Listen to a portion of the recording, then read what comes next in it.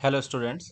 तो आज जो हम बात करेंगे वो बात करेंगे हम जो अभी हरिद्वार का जो बेचल प्लांट है उसमें कुछ अप्रेंटिस की जो है ना अप्रेंटिस की नोटिफिकेशन जारी हुआ है ना। तो जो आप अभी स्क्रीन पर देख पा रहे हैं तो उसी के बारे में आज हम विस्तृत जानकारी आपको देंगे कि उसमें कौन कौन सी जो है ट्रेड हैं और क्या उसमें क्वालिफिकेशन मांगा गया है और एज लिमिट क्या है ना। तो हम चलिए स्टार्ट करते हैं और इसके बारे में बात करते हैं। देखिए, जैसे ही ये क्या है, हमारी भारत हैवी इलेक्ट्रिकल्स लिमिटेड, आपको पता होना चाहिए कि जो बेचल है वो हमारे देश की एक महारत्न कंपनी है ना। तो महारत्न कंपनी है, इसलिए ये बहुत ही अच्छी कंपनी है आपकी अप्रेंटिस करने के लिए। ठीक है, अभी जो इसमें है वो क्या है, 2023-24 की अप्रेंटिस की अधिसूचना है ये, जिसमें क्या है कि भाई आईटीआई, अगर किसी कोई कैंडिडेट है जिस जो आईटीआई पास है तो वो इस अप्रेंटिस का फॉर्म फिल कर सकता है। ठीक है, और इसमें देखिए कौन कौन सी ट्रेड हैं। जैसे फीटर है, तो फीटर में हमारी कितनी जो है पोजीशन है इसमें, 59 जो है इसमें पोस्ट है किसकी, अप्रेंटिस की। टर्नर है 17, है ना। मशीनिस्ट है 40, वेल्डर है 19, और इलेक्ट्रीशियन कितनी है हमारी, 23 इसमें जो है। आईटीआई जो हमारी है इलेक्ट्रीशियन की कितनी वैकेंसी है, 23 है ना। अच्छा, इसमें एक चीज इन्होंने क्या ऐड किया है कि अगर आप हाई स्कूल हो और एनसीवीटी से आपने आईटीआई किया हुआ है ना, तो अगर आप सामान्य और जर्नल उससे हो, ओबीसी से, है ना, जर्नल या फिर पिछड़ा वर्ग यानी ओबीसी से हो, तो आपके न्यूनतम अंक कितने होने चाहिए, 65% होने चाहिए। ठीक है, और अगर आप एस सी एस टी से हो यानी कि अनुसूचित जाति और अनुसूचित जनजाति से हो, तो आपके जो अंक हैं वो कितने परसेंट होने चाहिए, कम से कम 60% होने चाहिए। ठीक है, तो इस बात को भी आप लोग ध्यान रखना कि आप इस क्राइटेरिया में आ रहे हो या नहीं आ रहे हो। ठीक है, अच्छा, एक अगली जो है इसमें वो है कि आपकी एज कितनी होनी चाहिए, है ना।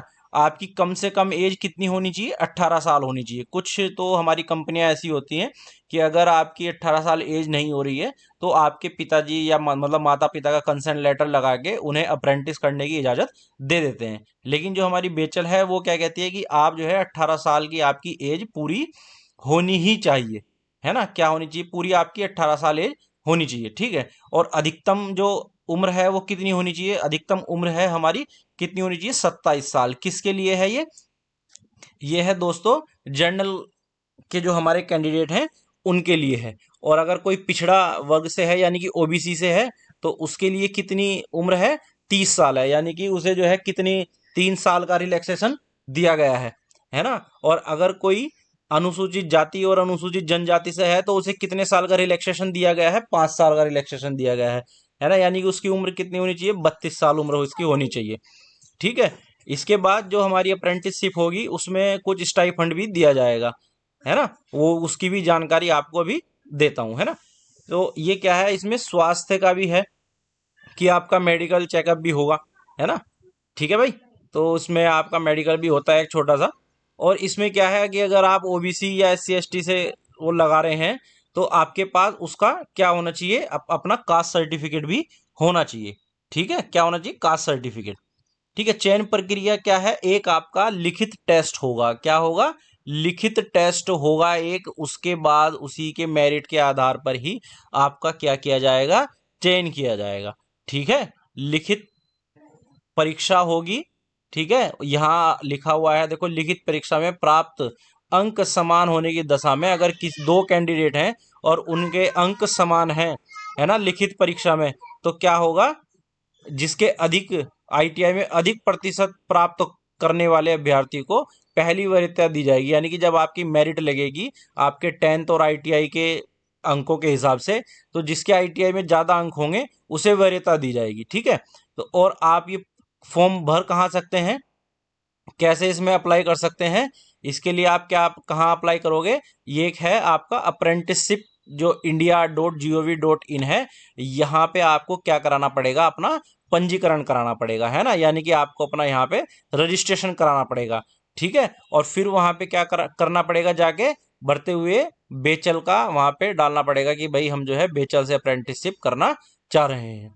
ठीक है, और जब आप पोर्टल पे अपना रजिस्ट्रेशन करेंगे तो वहां आपको क्या करना है, सारी जो जानकारी है वो सही भरनी है और ध्यान से भरनी है ना, सही और ध्यान से भरनी है। ऐसा ना हो कि आप वो सब चीज भी उसमें ऐड कर दो जो आपके पास है ही नहीं, है ना, या फिर जो हमारे जनरल कैटेगरी के कैंडिडेट हैं वो गलती से SC ST भर दें, या SC ST वाले कैंडिडेट जो है गलती से जनरल भर दें। ठीक है, अपनी जो आपके पिताजी का नाम है या जन्म तिथि है वो आपको क्या करना है, बिल्कुल सही भरनी है, अपनी 10th की मार्कशीट के अकॉर्डिंग भरनी है। ठीक है, और ये जो फोटो वगैरह का इन्होंने साइज दिया हुआ है, तो ये तो आप जहां भी अगर फॉर्म फिल कराएंगे या खुद भी करेंगे तो वो जो है एडजस्ट हो जाता है ऑनलाइन।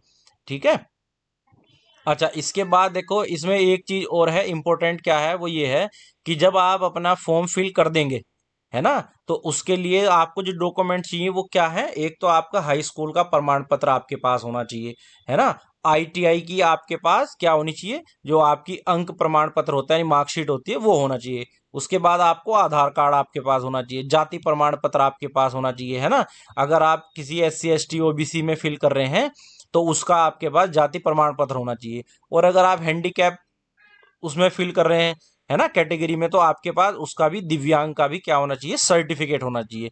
और सबसे बड़ी बात है वो क्या है कि आपके पास उत्तराखंड का डोमिसाइल होना चाहिए, है ना, क्योंकि ये जो वैकेंसी है ये किधर की है, हरिद्वार उत्तराखंड के लिए है ना। और उसके बाद जब आप फिल कर देंगे अपना फॉर्म ऑनलाइन, तो आपको उस ऑनलाइन फॉर्म का प्रिंट निकालना है, और जितने भी डॉक्यूमेंट आपने वहां पे लगाए हैं उन सबको सेल्फ अटेस्टेड करने के बाद 21/6/2023 तक, है ना, डाक के माध्यम से आपको वो पोस्ट करना पड़ेगा। और कहाँ पे पोस्ट करना पड़ेगा उसका पता भी है, ये देखिए आपको सारी प्रतिलिपि यहाँ पे भेजनी पड़ेगी। ठीक है, ठीक है भाई, अपनी प्रतिलिपि आपको देखो यहाँ पे दिया हुआ है ना, ये कि भाई 21/6/2023 तक आपको अपनी प्रतिलिपियां जो हैं वो भेजनी पड़ेंगी हरिद्वार बेचल में। ठीक है, और ऑनलाइन जो है आपको आवेदन करने की अंतिम तिथि क्या है,